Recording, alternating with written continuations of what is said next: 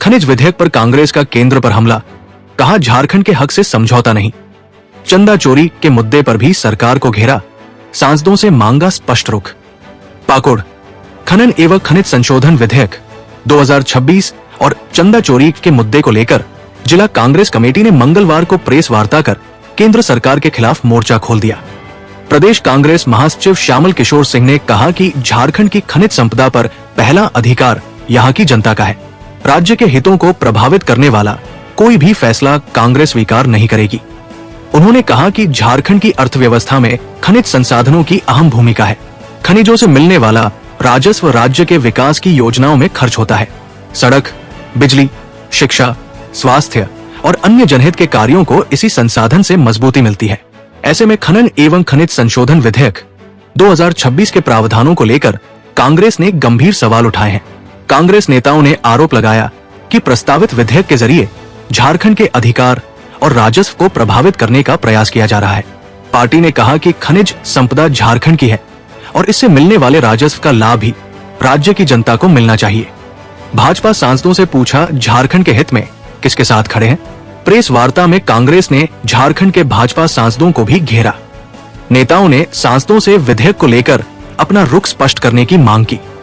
कांग्रेस ने कहा कि यदि भाजपा सांसद वास्तव में झारखंड, गरीबों, विद्यार्थियों और राज्य के विकास के हित में है, तो उन्हें संसद में राज्य के अधिकारों की आवाज मजबूती से उठानी चाहिए।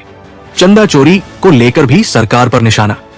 कांग्रेस नेताओं ने चंदा चोरी के मुद्दे को उठाते हुए राजनीतिक चंदे में पारदर्शिता की मांग की। कहा कि जनता को राजनीतिक दलों को मिलने वाले चंदे और उससे जुड़ी व्यवस्था की पूरी जानकारी मिलनी चाहिए। कांग्रेस ने आरोप लगाया कि केंद्र सरकार की नीतियों और कथित मनमानी को जनता के सामने लाना जरूरी है। प्रदेश कांग्रेस महासचिव ने कहा कि खनिज और चंदे से जुड़े दोनों मुद्दों को कांग्रेस जनता के बीच लेकर जाएगी।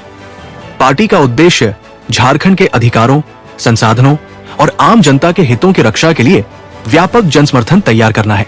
प्रेस वार्ता में जिला अध्यक्ष श्री कुमार सरकार, प्रखंड अध्यक्ष मानसारुल हक, जिला उपाध्यक्ष राजू डोकानिया सहित कांग्रेस के पदाधिकारी और कार्यकर्ता मौजूद रहे। केंद्र सरकार ये जब से बनी है तब से विभिन्न मुद्दों पर मनमानी करते जा रही है।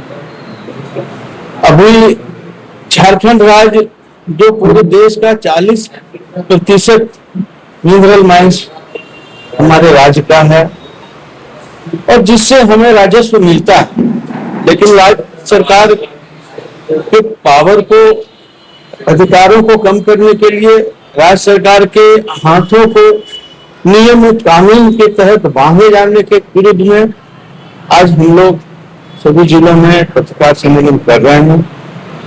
हमारे सरकार ने, केंद्र सरकार ने देखा कि 26-27 में झारखंड में जो मिनरल और माइंस से जो राजस्व आना है वो लगभग 14,000 करोड़ रुपए आना, और केंद्र सरकार की नजर उसी पर है कि किस प्रकार उस 14,000 करोड़ रुपए का मालिक, ऐसे नियम हम बना दें कि उसका मालिकाना हक मुझे मिल जाए।